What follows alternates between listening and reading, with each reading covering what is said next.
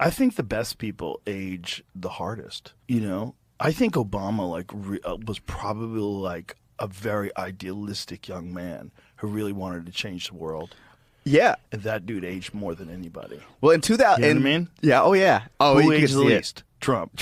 Yeah. Trump just fucking. This is something that he just brushed that shit off his shoulders like it was nothing. This is something that Derek said to me in like 2018 once. We were talking about. He's like, I don't know, because he's not a big politics guy, but it's like, I don't know if I trust Trump. His hair's not getting gray. What kind of politician doesn't get gray hairs? Well, the hair itself. I mean, he makes fun of his own hair. He was on stage talking about his comb over. Yeah, he's funny. He does stand up. He's doing stand up. Regardless of what you think about him, foreign policy, economics, regardless, the guy is doing stand up. He can work a room. Well, that's why none of them can fuck with him, because he can go on a podcast easy.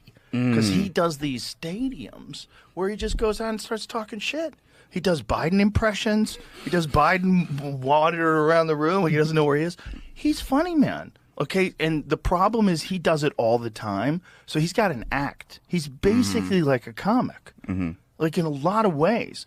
That's the problem. Is like these other people they have canned speeches that are written by a bunch of people that have this like really well worded, explanation of what's wrong with the world, what's wrong with the country, and what they're going to do. But it's not them. It's not them. That's why they all fall apart when they're talking, and they just don't have any idea what the question's going to be. That's why they had to be protected. All of them have to be protected from themselves. Right. Because when confronted by like some basic facts about the fucking corruption of the world, they don't know what to say, and they crumble. And Trump just starts talking shit. He just starts talking shit. Oh, they're all corrupt. He just starts going into it and talking about crooked Hillary and this and that, and they said this and they said that. Yeah, it's just him saying what's on his mind, regardless of whether or not, people like fact check him or whatever. I think people are just used to that now. Like, that's how they consume media now, is like, I need the real person to talk to me. Yes. It's also like, they're like, oh, he's a crazy person. I'm like, yeah. That's the only kind of person that would survive what you try to do to him. Right.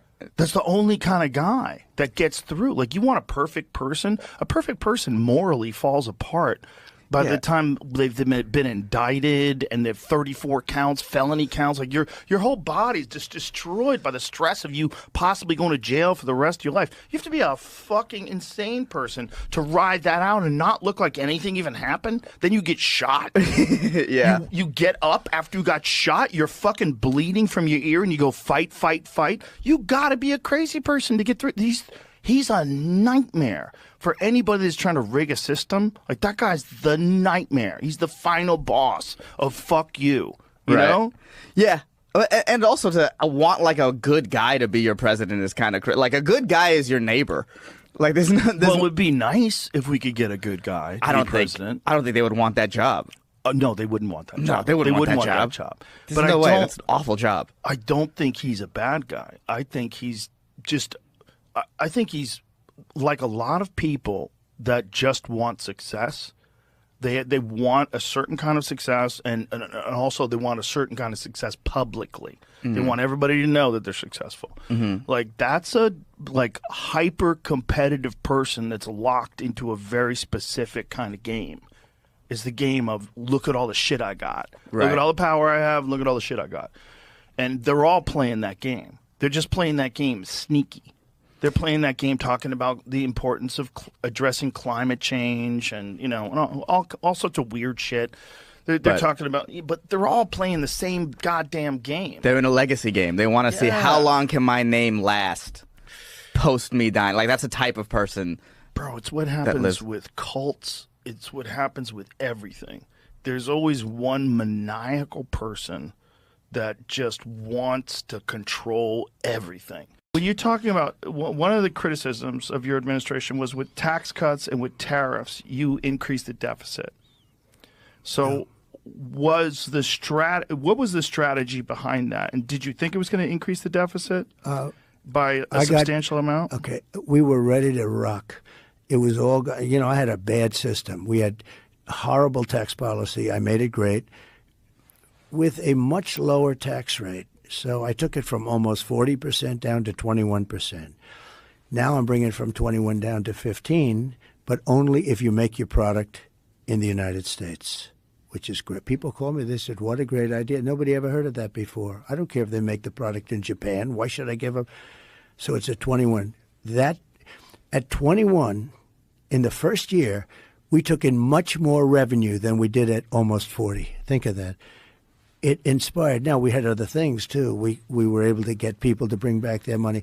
You couldn't bring back your money. If you had money in Europe, like Apple, Apple had many billions of dollars outside. They couldn't bring it. There was no way to bring it back in. The bureaucracy, the documents, the whole thing. And also the tax was too high. You know, they wanted like half of it or something. Nobody's going to do that. So they leave their money in Japan and they spend their money there. That was part of what I did. The money came pouring back in. Apple took in hundreds of billions of dollars. They brought it back from overseas. They brought it in. So how does the deficit increase because of that? So what happened is this. We were ready to rock and roll, and then we had the COVID thing, and we had to focus on that. And if we didn't give some businesses a hand, they would have all. You would have had a depression like in 1929. But we were ready to start. We would have very shortly been paying off debt. You know, we have $35 trillion in debt. And I'll never forget it. It was talking about from, the standpoint of being in office. I'm in the Oval Office, and I have John McLaughlin and Fabrizio. They're two very good pollsters, probably, I don't know, I would say the two best, who knows, but very good pollsters. And we're starting to think about running for a second term.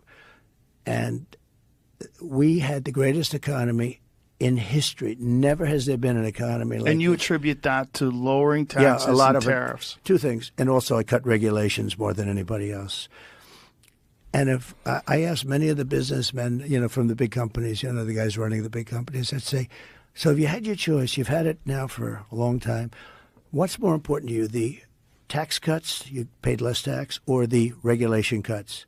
Every one of them said the regulation cuts meant more. Who would think that, right? Because you don't equate it to dollars, but it actually is more dollars. We had it going, and then we just had to focus on something else. But they were sitting there. These two pollsters were sitting there, and they said, "Sir, if George Washington came back, and Abraham Lincoln was his VP, as opposed to Waltz, how bad is he, by the way? But if Abraham Lincoln was his VP, they couldn't beat you. You have." And I'll never forget it. The following day, they said, "Something's happening in China, sir. Could we meet?" I said, "What's happening?" "People are dying." And it was all around the Wuhan lab, by the way. There are pictures with little lines, their body bags, all around the Wuhan lab. And I always said that from the beginning, Joe. Was they tried to say, first they said it was France, and they blamed everybody. Right. But then they say it was bats from a cave 2,000 miles away. So we got hit with that. And despite that, we had the best economy. And when I gave it over, the stock market was higher than it was pre-COVID. I mean, nobody could even believe it. But we saved it.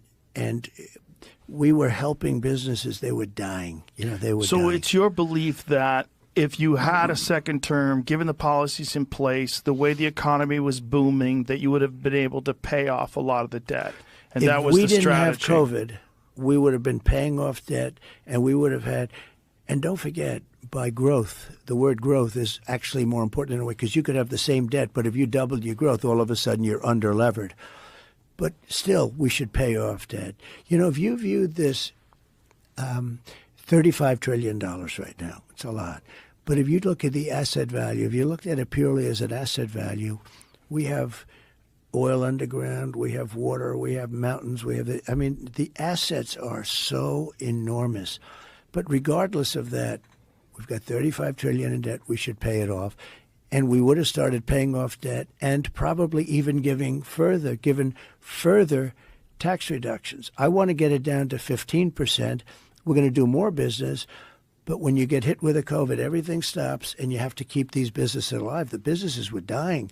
I mean, they were just dying. This whole place, this country was going to die. Are there influences outside of environmental that keep people from wanting to drill for oil and frack and do those sort of things outside of the environmental concerns, which are legitimate, of course? No, but are there other influences that may be over accentuate or over exaggerate these environmental effects? Are people being influenced in a way where they're trying to keep us from producing American oil? Yeah. Yeah. So the environmental is the biggest tool for stopping growth, the biggest tool. The other is regulation. And if you speak to Elon, he said the regulation now to send a rocket up to anywhere, even if you do everything, it's becoming impossible. But they use environmental in order to get people not to do anything. And sometimes I say, I look at some of I know the environmental stuff better because I had to build buildings in New York. I had to do environmental impact studies. And I would see some of these guys that I'd hire for a lot of money, environmentalists that would get you through the process. And they'd be up in Albany, that's the capital of New York, and they're up there trying to make it tougher for guys like me that were builders because they'd get paid more money. In other words, I had one guy, highly recommended. I was good at getting permits. I was one of the kings I was always very good. But the environmental stuff was always horrible. They could slow a project down 10 years, 15 years. I had a project in Louisiana, built big LNG plant. It was for 14 years. It was going to cost $18 billion, one of the biggest, like the Empire State Building, laying down on its side times 4. Massive on the coast, on the Gulf Coast. And they said, sir, they're going to give it up. I said, they shouldn't give it up. What's the problem? They can't get their environmental. They had environmental permits that would fill this whole room up to the ceiling. And they said there was one mistake on one little line. They want them to do it all over again. It's not going to happen. And I got them their permit instantly.